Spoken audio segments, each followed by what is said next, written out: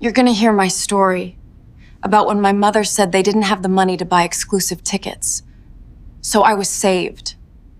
The stale, metallic tang of instant coffee hung heavy in the air, a familiar morning scent that usually offered a flicker of comfort.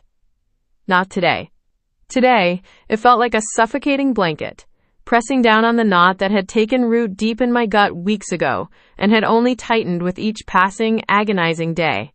My fingers, usually restless, lay still on the chipped ceramic mug, the warmth seeping through but unable to thaw the chill inside me.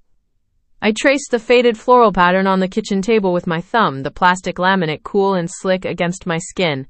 The pattern was a dizzying array of tiny, muted pink roses and green leaves, a relic from the early 90s, just like half the furniture in this house. The kitchen itself was quiet, save for the rhythmic, almost meditative hum of the old refrigerator in the corner, a sound I'd grown up with, a constant, low thrum that was as much a part of the background as the chirping crickets outside on a summer night.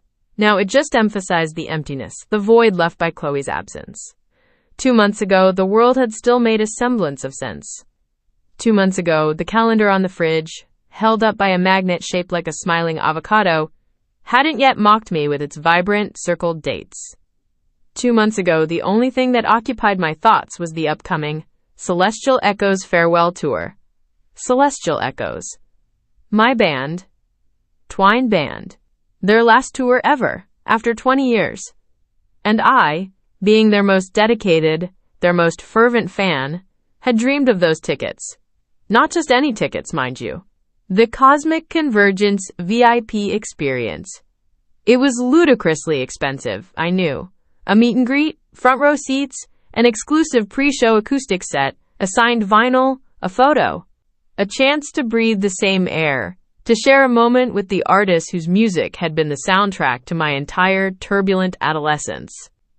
I remembered the conversation like it was yesterday, though the memory was already worn thin at the edges from constant replay. I'd approached Mom in the living room, where she sat hunched over her laptop, the screen casting a pale bluish glow on her face.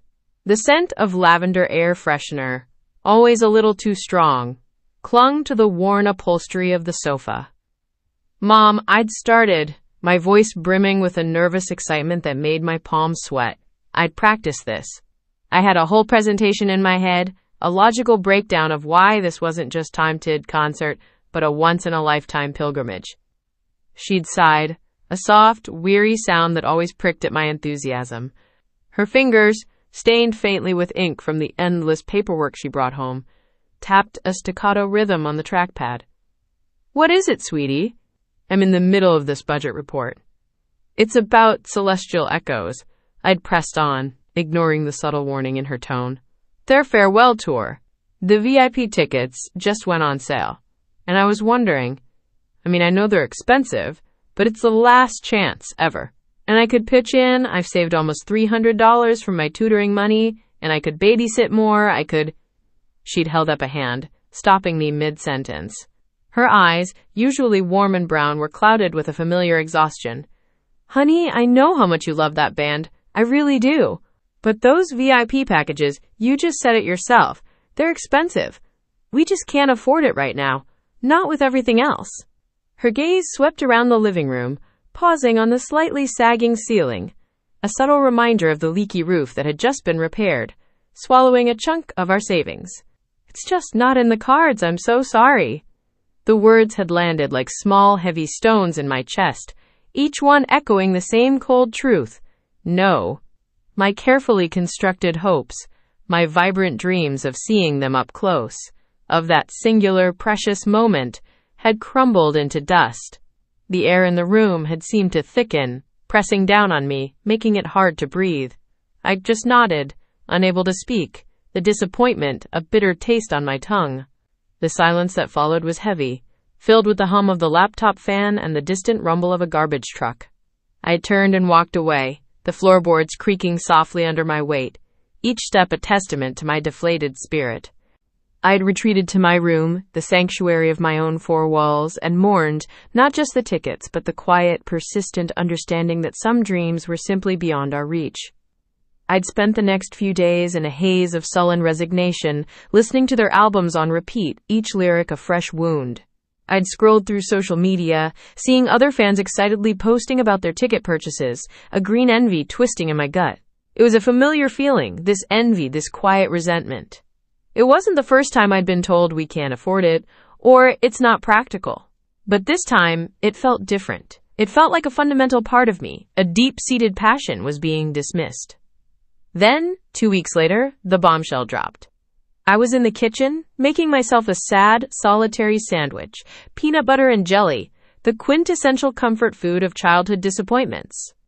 Mom had just come home from work, her keys jingling as she tossed them onto the entryway table. I heard her kick off her shoes, the soft thud against the carpet.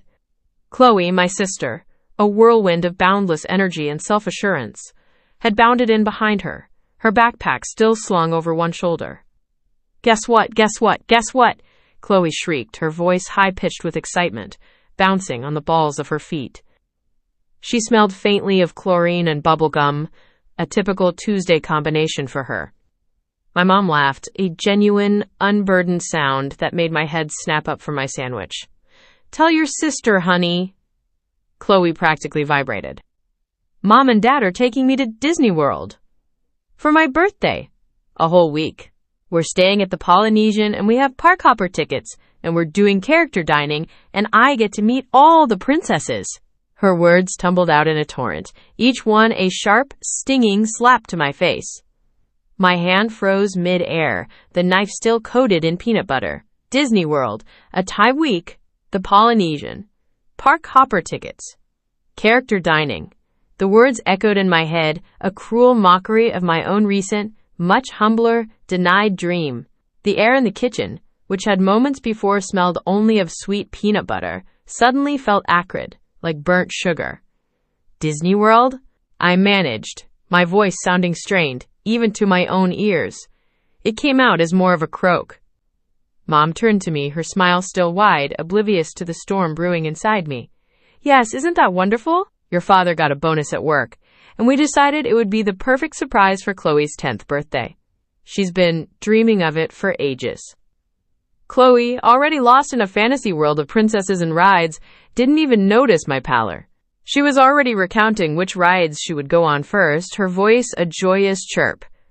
My mind reeled. A bonus? A bonus? That's why we couldn't afford signed tickets? Because they were saving up for Chloe's grand, lavish, week-long fantasy vacation? The silence from Mom, the lack of eye contact, the way she suddenly focused on emptying her purse contents onto the counter spoke volumes. It wasn't just about the money. It was about priorities. "But my tickets," I whispered, the words barely audible. You said we couldn't afford it." My voice cracked on the last word, betraying the fragile composure I was desperately trying to maintain. Mom's smile faltered, replaced by a slight frown. Her eyes, when they finally met mine, held a flicker of something I couldn't quite decipher. Pity? Guilt? Annoyance? "Honey, it's different. This is a big birthday for Chloe. And it's a family trip. Your dad and I are going too. It's not just for her. And we got a good deal, really." A good deal? A week at the Polynesian was a good deal? My VIP tickets, which would have been a few $100s, were an unaffordable luxury, but a multi-$1,000 trip for the three of them was a good deal? The injustice of it was a physical punch to the gut. The smell of chlorine and bubblegum from Chloe suddenly morphed into something sickly sweet, cloying. "It's not fair." The words burst out of me, raw and uncontrolled. My voice was tight, barely holding back a fresh wave of tears. "You said we couldn't afford once-in-a-lifetime tickets, but then you spring this on Chloe? For a whole week? That's not a good deal. That's favoritism." Mom's expression hardened. The lines around her mouth deepened. "That is enough, young lady. Don't you dare accuse us of favoritism. We work hard to give you both what we can. This is a special occasion, and it's not up for discussion. Chloe, go upstairs and start thinking about what you want to pack." Chloe, sensing the shift in the air but still too ecstatic to fully grasp the tension, skipped off, humming a Disney tune. "It is favoritism," I insisted, my voice rising, trembling. My hands were balled into fists, digging my nails into my palms. You always do this. Everything for Chloe, nothing for me unless it's cheap and convenient. That is absolutely not true. Mom's voice was sharp, cutting through the thick air. Chloe is younger. She needs these experiences. You're older. You understand how finances work. This isn't a competition. And frankly, your attitude is completely ungrateful. Ungrateful. The word felt like a brand, searing hot. My breath hitched in my throat. I stood there, rooted to the spot, tears blurring my vision as I stared at her, seeing not my mother but a stranger who had just shattered my world into a million tiny, glittering, unfair pieces. The silence that followed was deafening, filled only with the frantic thumping of my own heart against my ribs. I turned, dropping the knife on the counter with a clatter, and stormed out of the kitchen, the taste of peanut butter and jelly now irrevocably tainted with bitterness. The next few weeks were a blur of cold shoulders and clipped conversations. Chloe, oblivious and radiating pure joy, packed her sparkly suitcase, talking nonstop about Minnie Mouse ears and Cinderella's castle. Mom and Dad, seemingly unfazed by my silent protest, went about their preparations, making reservations, buying new sun hats. The house felt like a foreign country, a place where I was an unwelcome, unacknowledged guest. And then, the day came, the morning of their departure. The early sunlight streamed through the living room window, illuminating the dust motes dancing in the air, usually a peaceful sight. But now just another reminder of the stillness that would soon descend. The smell of freshly brewed coffee, strong and dark, filled the air, mixed with the faint, sweet scent of Chloe's travel-size shampoo. Suitcases, bright and colorful, stood by the front door, bulging with excitement. Chloe, dressed in a brand-new sparkly t-shirt, bounced around, her pigtails flying. Mom and Dad were all smiles, exchanging excited glances. I stood by the window, my back to them, watching a lone robin peck at the dewy grass. I didn't want to see them go. I didn't want to say goodbye. It felt like a betrayal. Aren't you going to say goodbye to your sister? Mom's voice was soft, laced with a hint of exasperation. I turned slowly. Chloe was already by the door, her eyes wide with anticipation. Bye, sis, she chirped, a little wave. I forced a tight smile, the muscles in my face protesting. Have fun, Chloe, I managed, the words tasting like ash in my mouth. Mom hugged me, a brief, perfunctory squeeze. We'll be back in a week, sweetie. Take care of the house. Her perfume, usually comforting, now smelled distant, alien. Dad just nodded, a quick, almost apologetic smile before ushering Chloe out the door. I watched from the window as they piled into the car. Chloe waved enthusiastically from the back seat, her face glowing. Mom gave me a quick, almost imperceptible nod. Dad started the engine, and with a low rumble, the car pulled out of the driveway, disappearing down the street, taking with it the last vestiges of warmth and laughter from the house. And then, there was just silence, a profound, echoing silence that pressed in on me from all sides. The house, usually bustling, felt cavernous and empty. The air hung heavy, still carrying the faint scent of Chloe's shampoo, a phantom reminder of her joyous departure. I walked through the quiet rooms, the floorboards creaking under my feet, the refrigerator's hum, the only constant companion. A week, 7 long days and nights stretched before me, a lonely expanse of time. 7 days for me to nurse my wounds, to replay the injustice, to stew in the quiet resentment that now simmered constantly beneath my skin. 7 days to wonder why, to pick apart every single conversation, every single glance. 7 days for them to have the time of their lives while I was left behind, to tend to the house, to tend to my broken heart. The days crawled by, each one identical to the last, marked only by the shifting patterns of sunlight across the living room carpet. The quiet of the house became a physical presence, a weight on my chest. I ate bland, easy-to-make meals, watched too much bad television, and reread old books, trying to lose myself in other worlds, but my own reality kept intruding. The calendar on the fridge, with its stark, circled dates, seemed to mock me with its slow march towards their return. Each sunset brought with it a fresh wave of loneliness, each sunrise a renewed sense of injustice. I tried to push down the anger, the envy, but they were persistent weeds, twisting tighter around my heart. I kept wondering what they were doing, what Chloe was seeing, what memories they were making without me. I imagined their laughter, their tired but happy faces at the end of a long day in the park. And now, today, the last day, the morning sun, usually a source of warmth, felt cold on my skin. The instant coffee, usually a comfort, now tasted like ashes.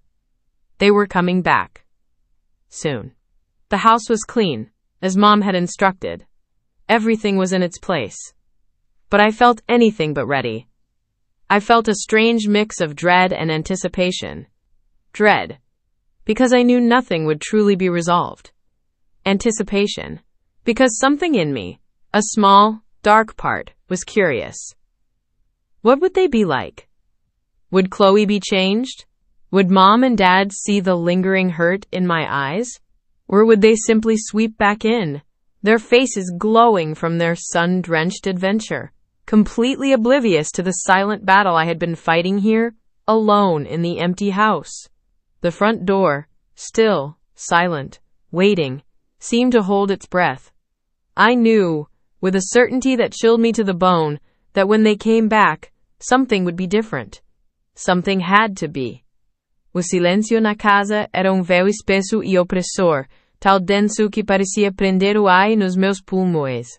Cada respiração minha era rasa, quase inaudível, esforço para não perturbar a quietude que me envolvia. A luz do sol da manhã, agora pouco mais alta no céu, inclinava-se através da janela da sala, desenhando quadrados dourados no chão de madeira polida. As partículas de poeira dançavam predicosamente nesses raios, visíveis apenas ali, como minúsculas galáxias num universo particular e silencioso. O cheiro residual do café instantâneo, amargo e metálico, ainda pairava na cozinha, misturando-se com o aroma suave e limpo do limpador de pisos, que USI para deixar tudo impecável. Minhas mãos, frias e levemente úmidas, estavam cerradas na frente do corpo os nus dos dedos brancos. A cada segundo, sentia uma pressão crescente no peito, como se peso invisível estivesse lentamente me esmagando. Então, ele veio. Som distante, fraco, quase imperceptível a princípio, que se infiltrou no silêncio como uma agulha fina. O zumbido de motor, grave e constante, que se tornava mais distinto, mais próximo. Meu corpo enrijeceu instantaneamente. O batimento cardíaco, que até então eu não notara, explodiu nos meus ouvidos.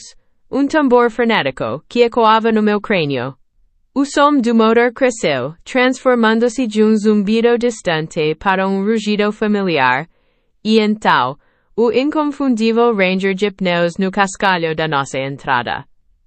Guincho suave, quase suspiro mecânico, quando o carro parou. E eu estava congelado, os olhos fixos na porta da frente, que de repente parecia uma barreira entre dois mundos. O ar na sala parecia ter ficado mais denso, quase difícil de respirar. Eu podia sentir o cheiro sutil da nossa cera de assoalho e o cheiro velho do estofamento do sofá, mas esses aromas familiares estavam prestes a ser invadidos. Clicato! O som de uma porta de carro se abrindo, seguido quase imediatamente por outro e outro. 3 cliques secos, como tiros no meu peito. E então, as vozes. A voz do meu pai, grave e cansada, mas com tom de alívio, ufa, finalmente em casa. A voz da minha mãe, pouco mais aguda, com a familiar doçura que eu já sentia falta, mas que agora me parecia estranha, carregada de uma alegria que eu não compartilhava. Cheiro de casa! E então a voz de Chloe. Uma risada aguda, som de pura, despreocupada felicidade, que me atingiu como golpe físico. Ela riu de novo, e parecia tão perto, tão real, que eu podia quase sentir o hálito dela. O tempo se esticou, cada segundo uma eternidade de antecipação dolorosa. Eu não conseguia me mover. Meus pés pareciam pregados ao chão, meu corpo uma estátua de sal. O que eles fariam? Corriam para dentro, ou eu demorariam lá fora, absorvendo o ar familiar da casa? Ouvi-o arrastar de malas no cascalho, o clique metálico das rodas contra as pedras soltas. Minhas mãos suavam. Eu quis me esconder? Queria que eles entrassem, e não me vissem, ou que entrassem e me vissem de verdade, não apenas a casca que eu me tornara. Então, som de chaves tilintando, som que eu não ouvia há semanas. O ranger da fechadura, som tão comum que agora parecia prenúncio. A porta se abriu. Não de repente, mas lentamente, revelando primeiro pedaço da entrada, depois o rosto bronzeado do meu pai. Ele tinha sorriso cansado, mas genuíno, nos lábios. Os olhos dele, pouco vermelhos, varreram a sala, e só então me viram. Ah, está você. Elisa? A voz cheia de uma familiaridade que me fez sentir, na garganta. Era a voz de quem volta para casa, e encontra tudo exatamente como deixou, sem perceber as mudanças internas. Ele carregava uma mala de rodinhas, azul escura, que parecia pesada demais para ele, e uma mochila nas costas. Cheiro forte de aeroporto, metal, café velho, e toque de desinfetante, misturado com o cheiro mais suave, de protetor solar e sal marinho, entrou com ele, invadindo o ar limpo da casa. Minha mãe apareceu logo atrás, com uma bolsa grande de lona sobre o ombro e uma sacola de papel amassada em uma das mãos, provavelmente cheia de lembrancinhas. O cabelo dela estava pouco despenteado, mas o rosto estava corado pelo sol, olhos brilhando. Ela parecia mais jovem, mais leve do que quando partiu. Os lábios dela se curvaram em sorriso enorme quando ela me viu. Meu amor, que bom te ver! A casa está impecável, querido! Muito obrigada! Você é um anjo! Ela veio diretamente até mim, os braços se abrindo para me envolver em abraço. O cheiro dela era diferente. Não o perfume familiar que ela usava no dia a dia, mas uma mistura de local sol com toque doce e cítrico, talvez de shampoo novo. O abraço dela foi apertado, mais rápido, quase superficial. Senti calor momentâneo, mas não a sensação de ser realmente visto, de ser compreendido. Era abraço de estou de volta e estou feliz, não abraço de sei o que você passou. E eu murmurei oi mais abafado, o rosto enterrado no ombro dela. Quando ela se afastou, seus olhos azuis me examinaram rapidamente. Mas não demoraram. Eles pareciam procurar por sujeira na casa, não por dor nos meus olhos. E então Chloe, ela entrou na sala, não com a mesma pressa dos meus pais, mas com uma espécie de energia contida. O cabelo loiro, agora mais claro nas pontas pelo sol, estava pouco emaranhado. Ela usava shorts jeans e uma camiseta que eu não reconheci vibrante com desenho de palmeiras. O rosto dela estava bronzeado e havia uma série de pequenas sardas novas sobre o nariz. Ela parecia mais velha, não muito, mas o suficiente para notar. Havia uma autoconfiança no jeito que ela se movia que não existia antes. Ela me viu. Sorriso instantâneo se espalhou pelo rosto dela. Sorriso que eu costumava amar, mas que agora me parecia estranho. Oi, meu nome? Ela disse, a voz pouco mais madura, tom que eu não esperava. Ela largou a mochila pequena que carregava no chão com baque seco, soltando uma nuvem de poeira invisível. Ela correu até mim e me deu abraço rápido e desajeitado, seus braços apertando minha cintura por segundo. O cheiro dela era o que mais me atingiu. Areia, resquício de água salgada e perfume doce e frutado que ela nunca havia usado antes. Senti tanta saudade. Ela disse. Mas seus olhos já estavam varrendo a sala, procurando por algo, por alguém. Não parecia saudade cor de mim, mas saudade do SU próprio espaco, das suas coisas. Oi, Chloe. Eu consegui responder a voz embargada. Eu queria perguntar sobre a viagem, sobre o que ela viu, mas as palavras simplesmente não saíam. Era como se a língua estivesse colada no céu da boca. Meus pais já estavam se movendo. A energia da chegada impulsionando. OS. Meu pai estava arrastando a mala para o corredor, resmungando sobre as costas. Minha mãe estava pegando a sacola de papel amassada e olhando para as fotos que tinha nela, as memórias já vivas e presentes. A Chloe fez uns desenhos incríveis na areia, você tinha que ver, minha mãe disse, sem olhar para mim, já voltando para a cozinha, talvez para pegar um copo de água. Fiz um castelo de areia gigante, Chloe acrescentou, seus olhos ainda brilhando com a memória. Ela já estava indo em direção à SUA mochila caída, pronta para desempacotar, para mergulhar de volta em SUA própria vida. Ninguém me perguntou como eu estava. Ninguém notou o tremor quase imperceptível nas minhas mãos, ou qual, pálido, eu estava, contrastando com o brilho saudável deles. Eu era apenas o guardião da casa, o responsável por mantê-la limpa e arrumada para o retorno triunfo? O som das malas sendo arrastadas pelo chão, o ruído das rodinhas no parquet, o clique dos zippers sendo abertos.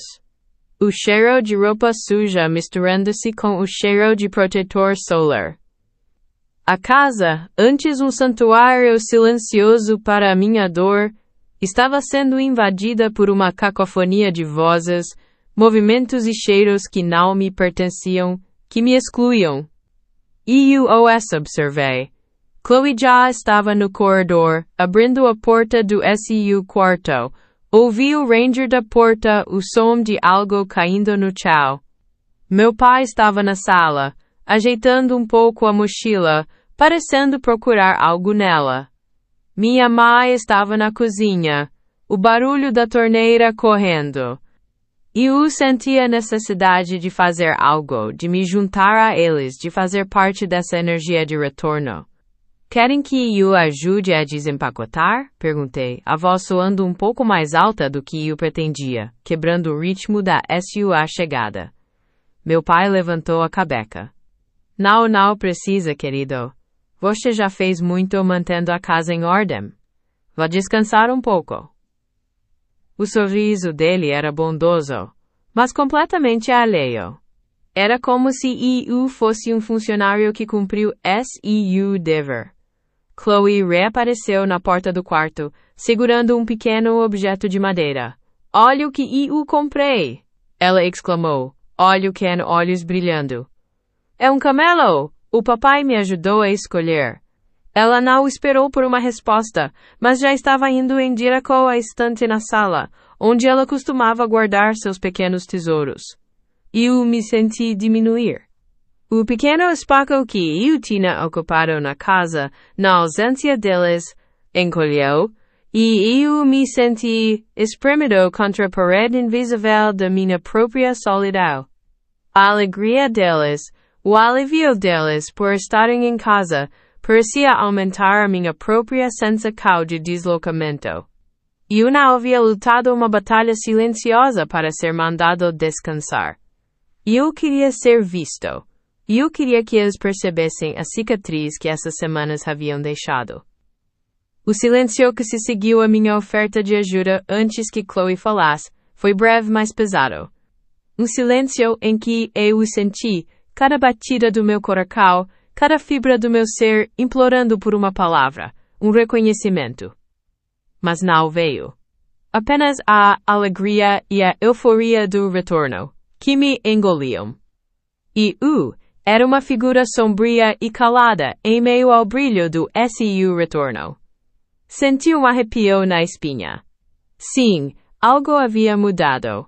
E era o mesmo, mas eles não, e isso era a coisa mais dolorosa de todas. O inicial brilho de Chloe e seu camelo desvaneceram, substituídos por uma persistente pontada no meu peito. E me virei, o som da voz animada de Chloe se distanciando enquanto ela ia para a estante. Meu pai estava fechando a porta da frente, o ar de alívio ainda pairando sobre ele como um manto. Eu me senti fantasma na minha própria casa, invisível não mais do que uma sombra no canto da sala. Sem dizer nada fui pro meu quarto, o ar ali parecendo mais denso, mais meu. Não era um refúgio, mas um lugar para me esconder. E eu me joguei na cama, as mãos sobre o rosto, sentindo o calor das lágrimas que se recusavam a cair. E eu queria gritar, queria bater em algo, mas tudo o que eu conseguia sentir era um vazio sufocante. O brilho da alegria deles me cegava, e a escuridão da minha própria solidão me engolia. E eu não sabia quanto tempo fiquei ali. Apenas o som abafado de suas vozes e risadas do lado de fora me lembrava da vida que continuava sem mim. Eventualmente, a porta do meu quarto arejou suavemente, e eu não me movi. Filho? A voz do meu pai era suave, cautelosa. Ele entrou, e eu podia sentir o peso do seu olhar sobre mim, mesmo através das minhas mãos. Ele sentou-se na beirada da minha cama, o colchão afundando um pouco. Está tudo bem? Quote. Eu hesitei. Sim, a palavra era um sussurro, uma mentira. Ele suspirou. Eu sei que não está. Eu te vi. Quando Chloe chegou. Quando eu te disse para descansar. E você está aqui, quieto, desde então.